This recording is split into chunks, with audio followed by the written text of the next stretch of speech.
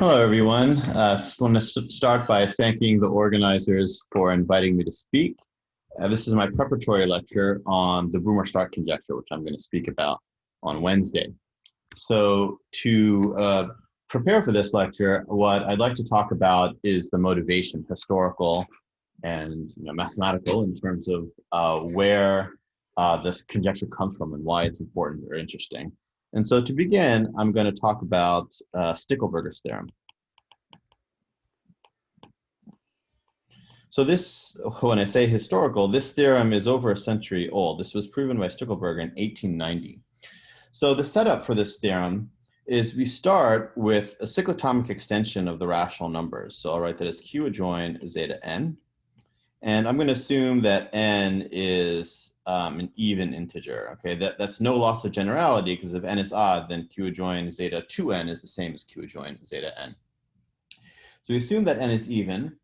And we now pick a prime p, which is congruent to 1 mod n. So this condition is not necessary, but it simplifies the notation. So let's just do that to make things easier in this discussion. Everything goes through basically exactly the same way. You just have to deal with what p is mod n if it's not 1, and things simplify. So I'm just going to take this as a bit of notation. So, and if p is not 1 mod n, then what you have to do is replace Q adjoin zeta n by the maximal subfield in which p splits completely. So this condition that p is 1 mod n implies that p splits completely in this field, which I'm going to call this k, okay, and k. Okay, and so we fix a prime Gothic p of k above p. Okay, that's just some choice that we make. And now what I want to write down, what the Sticklebergers theorem is about Gauss sums. So there's a special element in here, which is called a Gauss sum. These Gauss sums have themselves played a lot of importance in math history. So as they're probably most well known in terms of the quadratic Gauss sum, which, for example, is a very beautiful proof of quadratic reciprocity using the quadratic Gauss sum. This is a little bit more general. It's not a quadratic sum, but like the usual Gauss sum, it's a convolution of an additive and multiplicative character. So to define that, I want to choose a generator. So choose a generator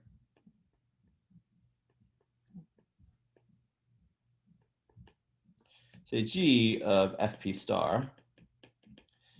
And it's going to be chosen relative to this choice of prime above P to give me some way of lifting nth roots of unity. So what I want is such that this G to the P minus 1 over n, so you can see I'm using my condition that P is 1 mod n, that this is congruent to some fixed zeta n mod this prime. So you don't have to actually think of this as a choice of the generator. You could choose any generator and then define zeta n this way. The point is that for any generator, G to the P minus 1 over n is going to be a primitive nth root of unity within FP star. Okay, and the point is that since P splits completely, OK mod prime of P, this is isomorphic to FP star.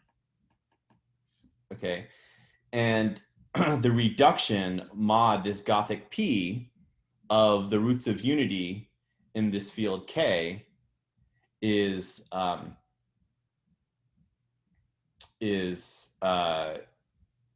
injective. So we choose a generator satisfying this. Okay. And now what I'm going to do is I'm going to consider a bigger field E, which is K adjoined the Pth roots of unity. Okay. This is just the compositum, since P and N are relatively prime. This is the compositum of the field of nth roots of unity, the field of Pth roots of unity. Okay, and then this extension is totally ramified. So there's a corresponding. So let be the prime of E above P. Okay, and then we still have the same sort of this congruence. We have G to the P minus 1 over N. It's congruent to Zeta N mod. You could sort of view them upstairs if you want. Okay, so that's just the setup. But the point is that the point is this gives me a way of defining a character, which I'll just call chi for simplicity, from FP star to E star, right? Which just sends G to the X to this Zeta N to the X. Okay, so the point is X is well defined mod P minus 1, N divides P minus 1, so that means that this X is well defined mod N, so Zeta N to the X is well defined. Okay, so that's, and now we have the Gauss sum. So the Gauss sum G is then the convolution of the sort of additive character. So you look at all the classes in FP star that are relatively prime to P, or an FP relatively prime to P. So FP star, A going from 1 to P minus 1, you take Zeta P to the A times chi of A. So here's your additive character, here's your multiplicative character, and you convolute them, and that's the usual Gauss sum. Okay, now as is well known, the absolute value of this Gauss sum is the square root of P, okay, under every embedding.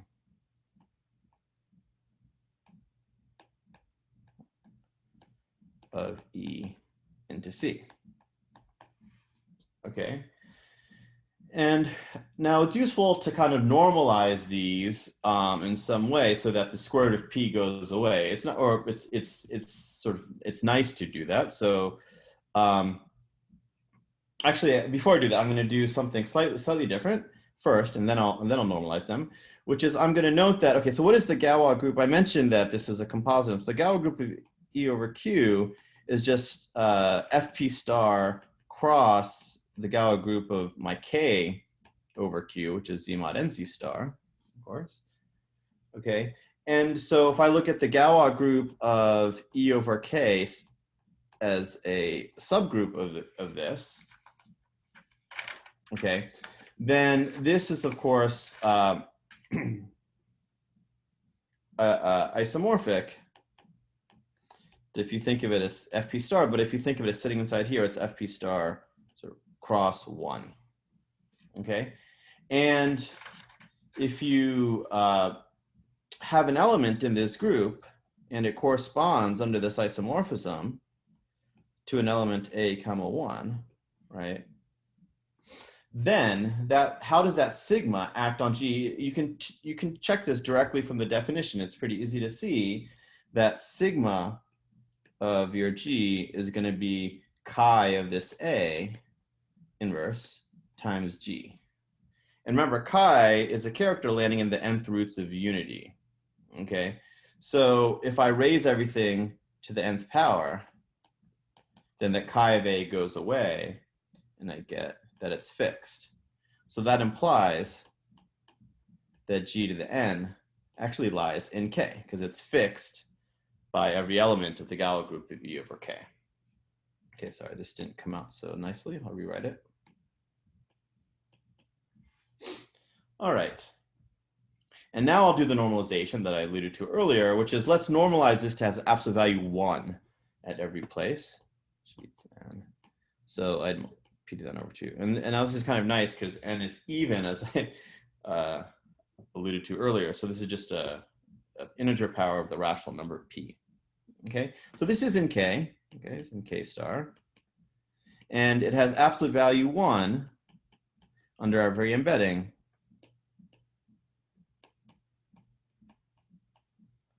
of K into C. Okay, so that's telling me the valuation at every Archimedean place. So you might ask, what is the valuation in other places? And that's what Sticklebergers theorem is. So let me state Sticklebergers theorem.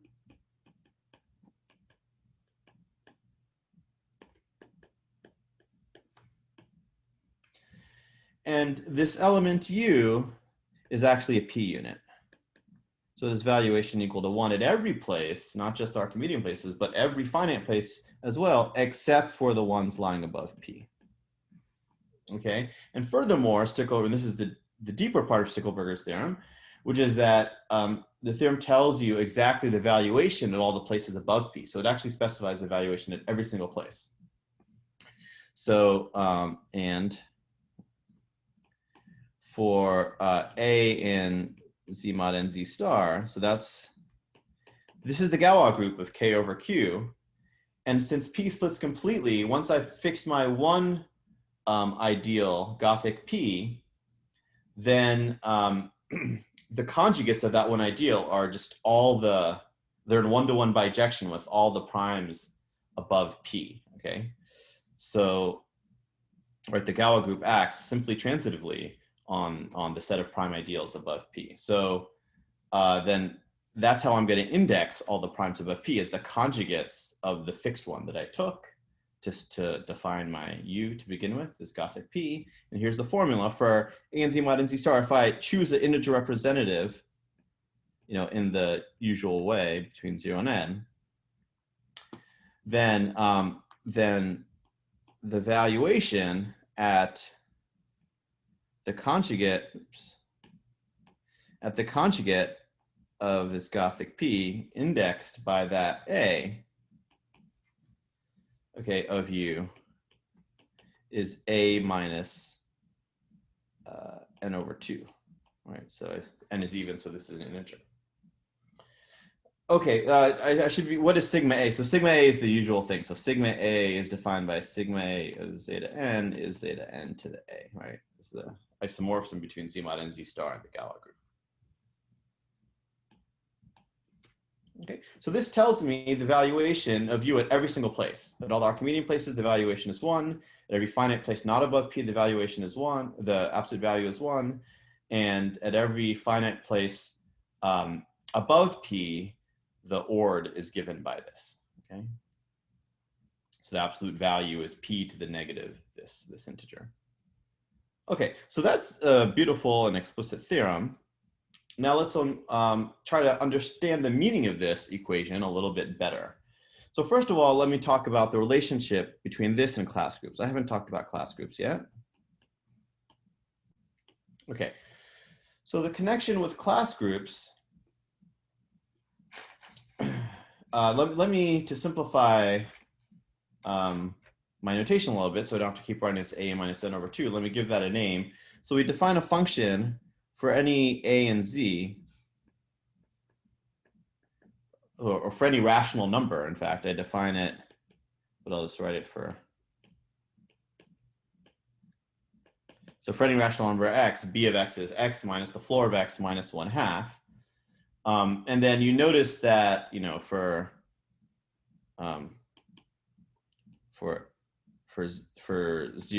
A in the range that I gave before, right? So n times this b of A over n is what I wrote before, A minus n over 2. Okay, so this is sort of a more canonical way to write this formula where you don't have to specify the range of A as being in this range. You can say for any A in Z, that's what this subtracting the floor does. It makes it periodic with period n. Okay, so so that's just a bit of notation. Okay, so the way to think about this equation is that, and relate it to class groups, is to say that, well, if the valuation of this U at each of these prime ideals is this number, what that means is if I take these ideals to these powers and multiply them together, then I get the ideal generated by U, right? So Sticklebergers theorem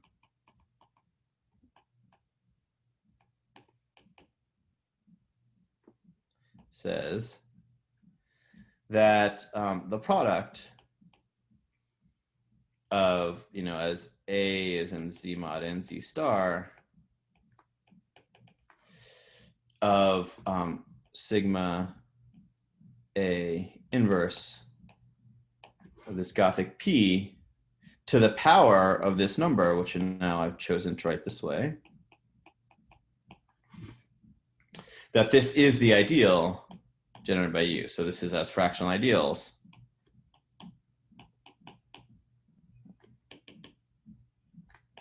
Of K.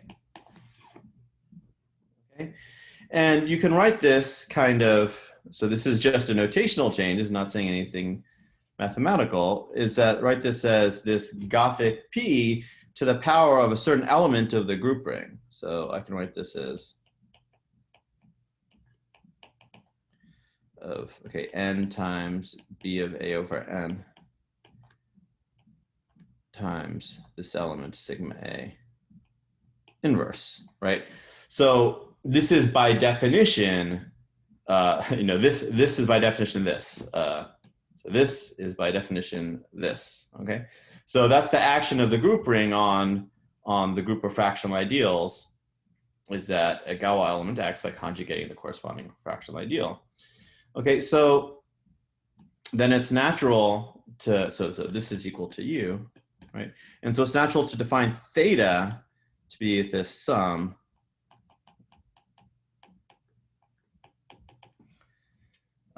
B of A over n times sigma A inverse. Okay, and then this is just in the rational group ring because I haven't multiplied by n yet. But then this n times theta is actually in the integral group ring. Okay.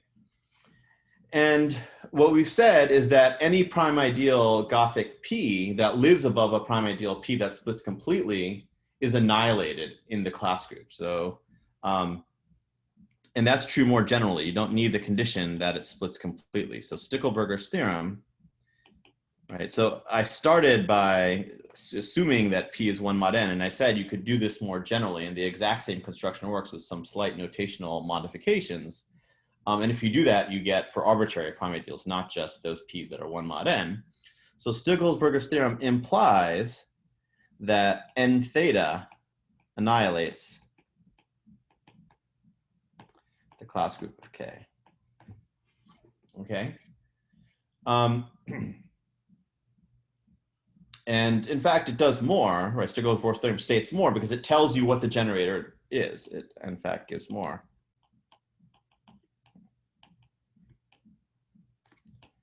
By specifying, the generator of Gothic P to the n theta as a Gauss sum. Okay. All right, so this is the motivation for the Brumer-Start conjecture, which I'm going to state a little bit later. Now the question is, what is the proper generalization of n theta? Okay, and to really describe that, let's try to understand the meaning of this function b of x that I defined before, b of a over n, being a over n minus floor of a over n minus 1/2. What is that? Okay, and the way that we understand that is coming from zeta functions.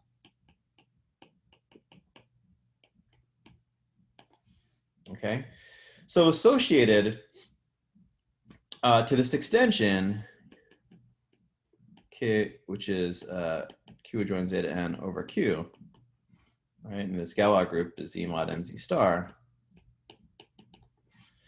So associated to this extension is the so-called partial zeta functions. So I described, right, this isomorphism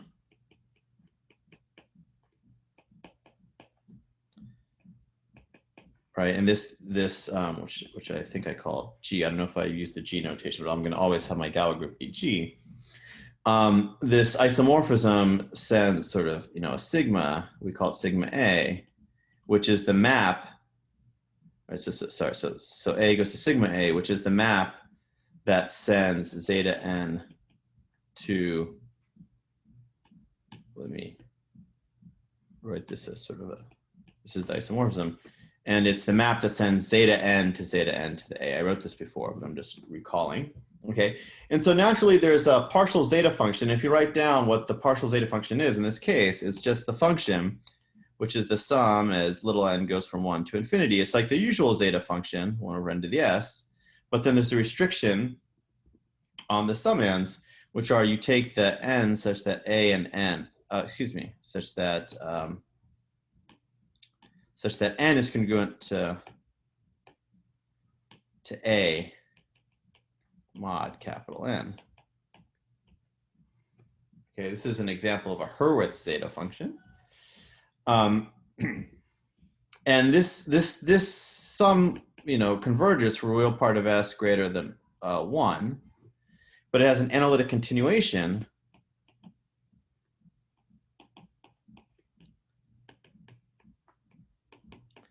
to C with only a simple pole, with only pole at S equals 1 and no other poles.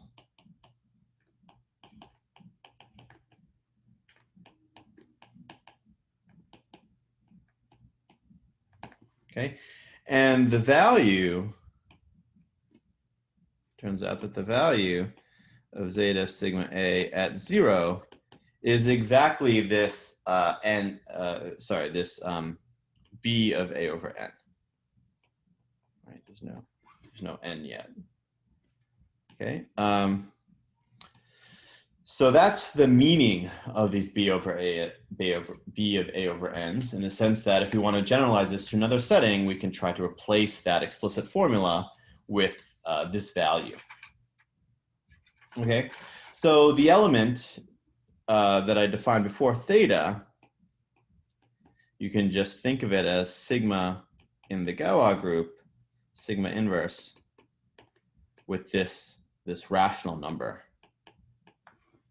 okay, in front. So this is kind of a more canonical way of thinking about what that Stickleberger element is. Okay, and now that we've had this setup, we can now consider a general setting where I have an arbitrary, totally real field. Okay, so I replace Q. So now, replace Q by an arbitrary. And so now, the idea to do this, I mean, in some sense, Hilbert was around the turn of the century, from the 19th to 20th century. Hilbert was already interested in these kinds of questions, but the actual formulation of the conjecture that I'm going to state wasn't made until the 1960s by Broomer. So you can see quite a bit of time passed. So the question is, first of all, what is the analog of K?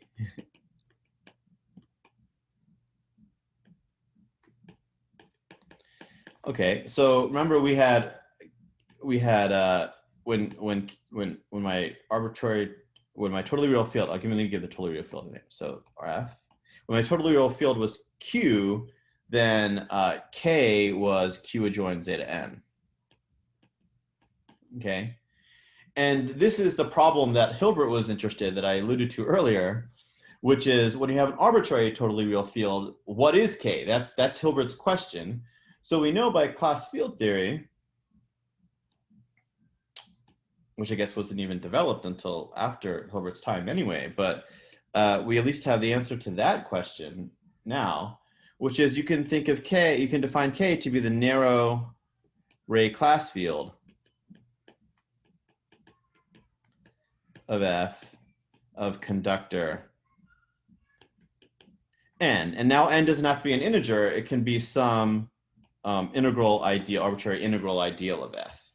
Okay, so class field theory tells us that there's these canonical field extensions called the narrow array class fields, whose Galois groups are isomorphic to generalized class groups, okay, which are, in the simple case of Q, these generalized class groups are just the Z mod NZ stars that we saw earlier, okay? And so even though class field theory tells us that these exist,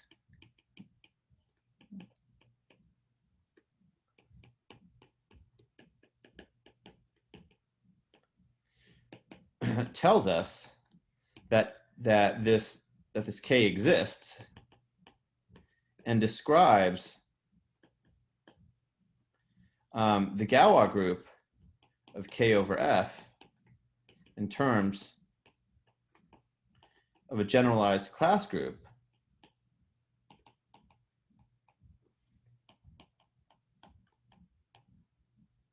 okay, it does not tell us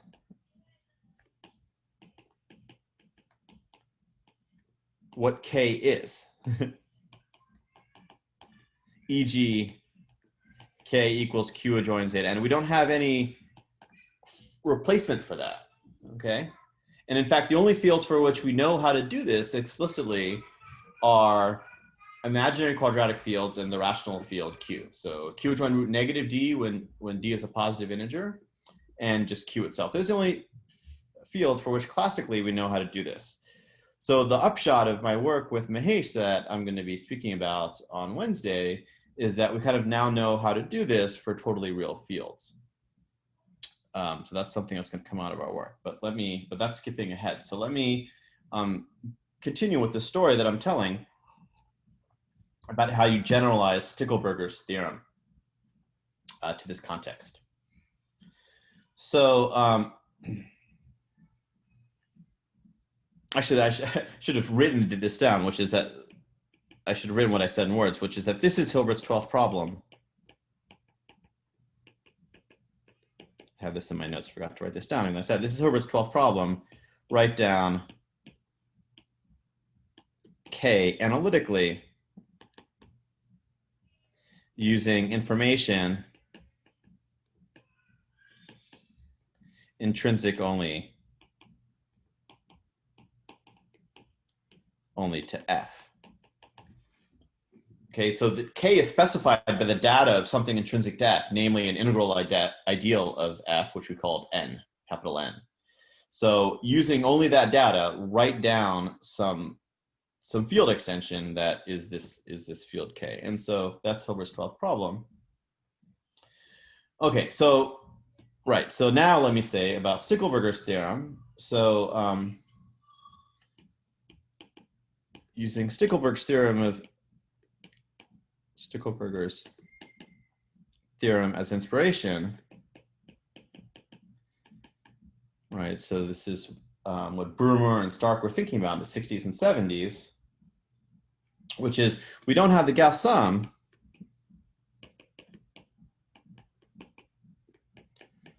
that we can write down explicitly, but we do have everything else in the whole statement of theorem, at least as objects. But we do have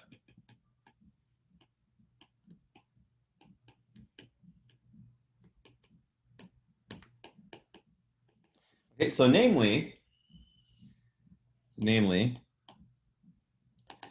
we have something which you can define to be the Stickleberger element. So this is the sum as sigma is in G. So this is now just the G is the Galois group of K over F of just the partial zeta function at 0.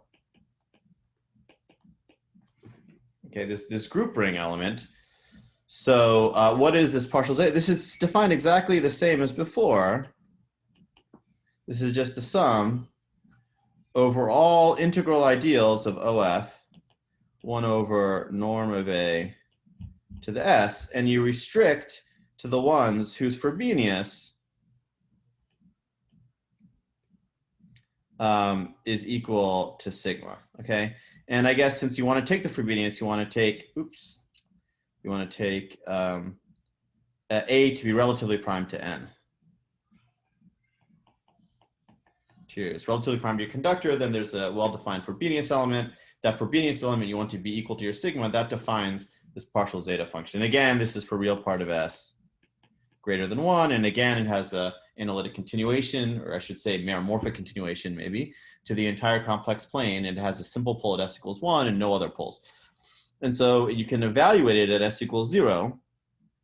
And then when you do that, it's a theorem of Siegel and Klingen that this is a rational number, these partial zeta functions. So this theta is in the rational group ring.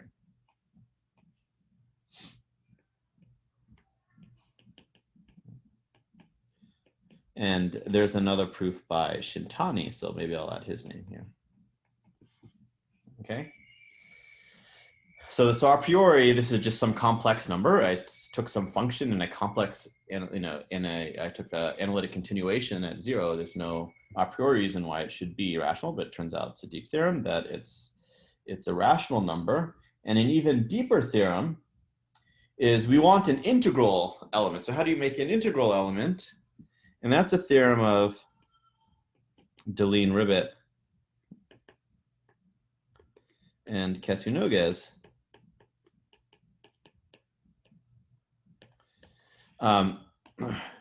Which is that properly scaled, this theta is actually an integral element. It's in the integral group ring.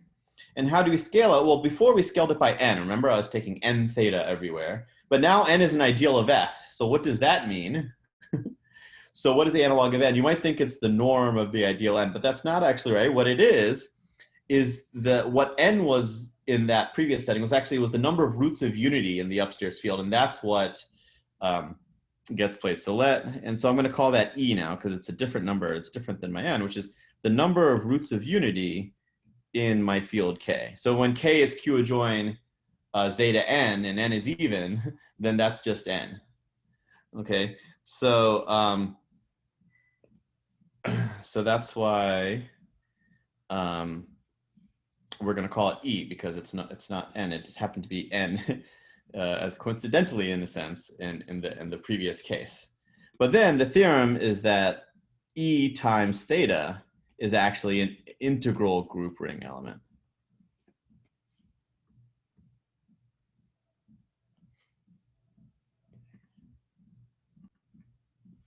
Okay, so now we have this properly scaled version of theta, which is an integral group ring element. We're now ready to state the Brumer-Stark conjecture because we have all the pieces. And the history of this is very interesting, actually. So Brumer was considering these initially, these Stickleberger elements, and it was a slightly notationally different version than what I've stated here. It was actually more along the lines of what Stickleberger was originally doing, which is also slightly different than the way I've stated it here. And he never published this conjecture as far as I understand. But he was giving lectures on it and it was well known to the experts in the field throughout the 60s. There's a PhD thesis of David Rideout in which Brumer's conjecture was stated precisely and some analysis in the case of real quadratic fields was done. Then in the 70s, Stark was considering similar types of conjectures, but where this prime that I've been denoting by Gothic P is replaced by an Archimedean place. So you can think of an Archimedean place that splits completely, and then think about, instead of the valuations in the sense of ords, you have the usual absolute value at that Archimedean place. And he stated a conjecture for Archimedean places. And Tate kind of realized after seeing these works that they were actually could be stated uniformly with a finite place or an infinite place. And there's an additional condition that Stark found beyond what I'm going to state right now. And he incorporated that into the conjecture, and that's why he called it the Brumer-Stark conjecture. So let me state the Brumer-Stark conjecture. And the first thing is just very simple, which is that E theta annihilates the class group of K. Okay, so that's just the first part. And moreover, sort of if P is a prime ideal of F that splits completely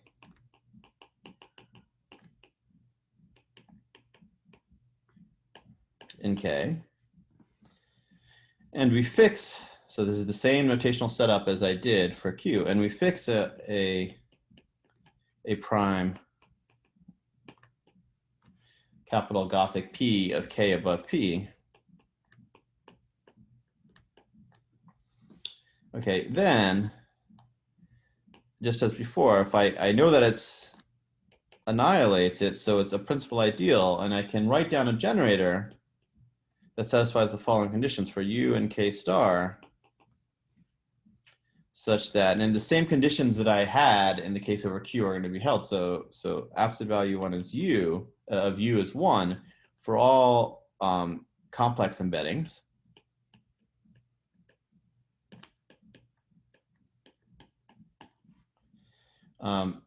And this is something I didn't mention before, but K, that the eth power, or root, excuse me, the eth root of U generates an abelian extension of F.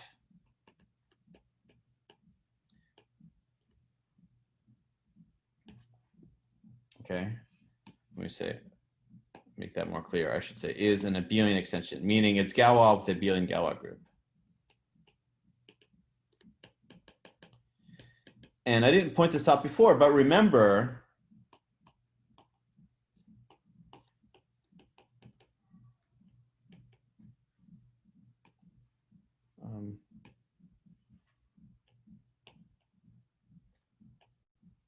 God, I'm having trouble writing Stickleberger's name now. In Sticklebergers theorem,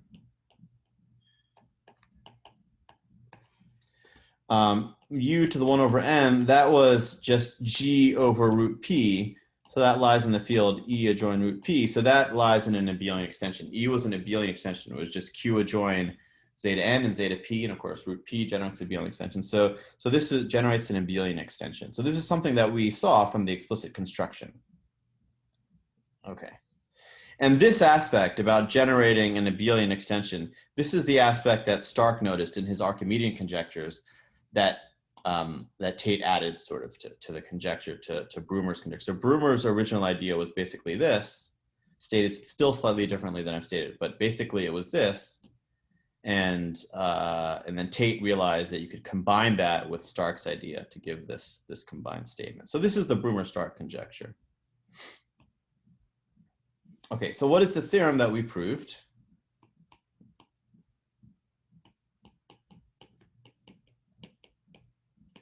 So we've almost proven this conjecture. We've proven that E theta annihilates sort of the odd part of the class group. So if the class group of K, let's just say tensored with Z bracket 1/2. Okay, so up to issues at 2, P equals 2 is always a problem. So actually I shouldn't say P equals 2, it's different P than the P that I have here. But yeah, there's issues at Z2. And I'll say, and the moreover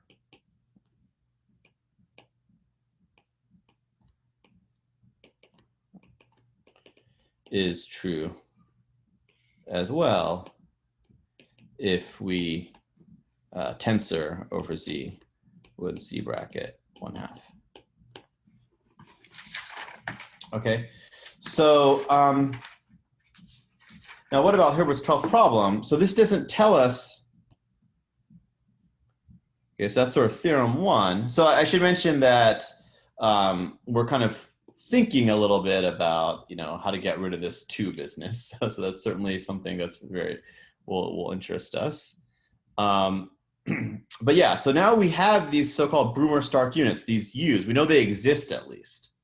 Okay, we don't have a way of writing them down as Gauss sums or anything sort of analogous, because we don't even know how to write down the field K to be able to write down a formula for U.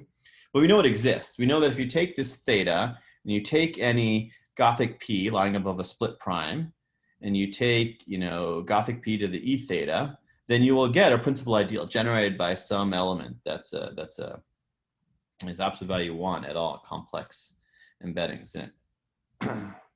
And right, it's a P unit because its valuation is 0 at all primes not above P from this equation. So these are sort of canonical elements. So then the second question becomes, can we write down the U? So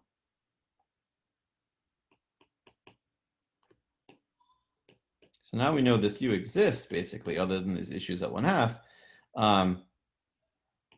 Can we write down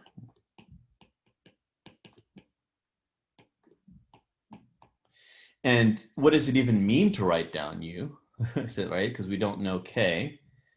Right, so the idea is you want to do everything intrinsically to the ground field F, right? So recall that P splits completely.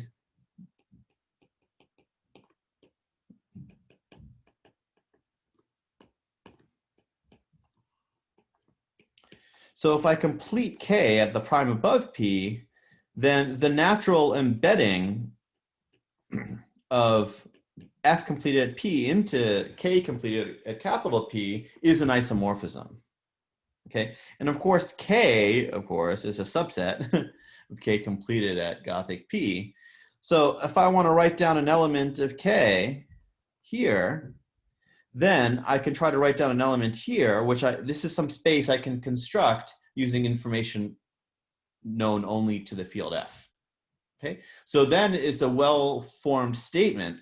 Can you write down an element of FP or FP star, I should say, and this is not a finite field, this is the completion, right? This is the completion of F at P, right? So the question is, can I write down an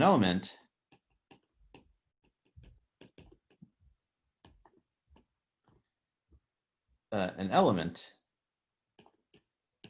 of FP star, right? Which is my U, which is U. Okay, and the answer is, well, that was my PhD thesis basically. So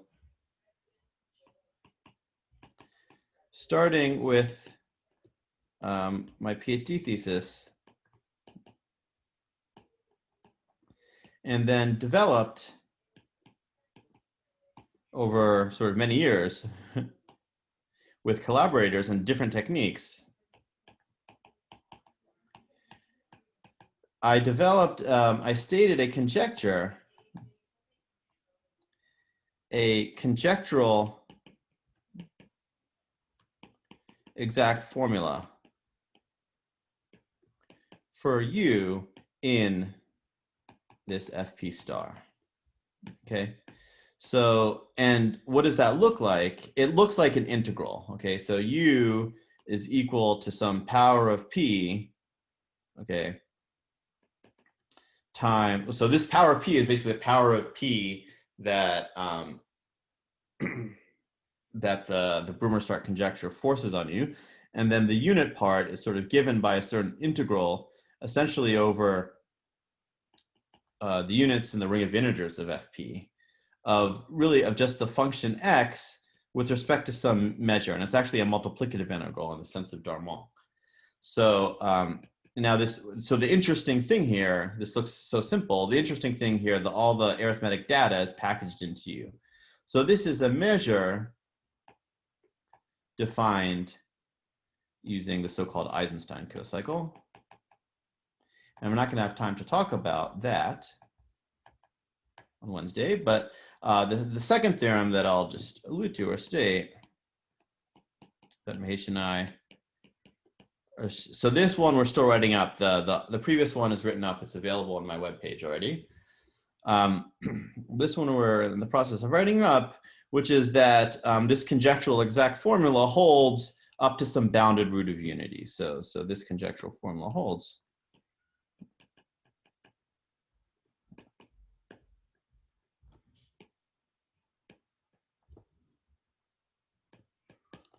Up to a root of unity, right? And it's bounded because it's a root of unity. It's in FP star, right? And so this is, the roots of unity are here. What? It's norm of P minus 1 roots of unity. So that's a bound on the air.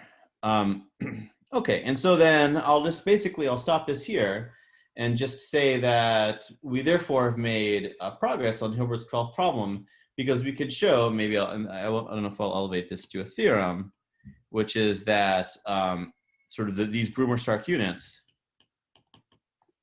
the units U, if I range over all possibilities and all primes, okay, generate, okay, along with, I'll just say, along with certain other explicit, easy to write down elements, which I'll write down, which I'll explain in Wednesday's lecture, with certain other simple elements, generate the maximal abelian extension of F. Okay, so we've given an algorithm now for computing the maximal abelian extension. You can compute these integrals and they generate your narrow ray class fields if you take enough of them. And so that discussion will be in the paper also. So we now have an analytic way of constructing the maximal abelian extension of any totally real field provably. Okay, so I'll stop there. Thank you very much and I look forward to seeing you all on Wednesday.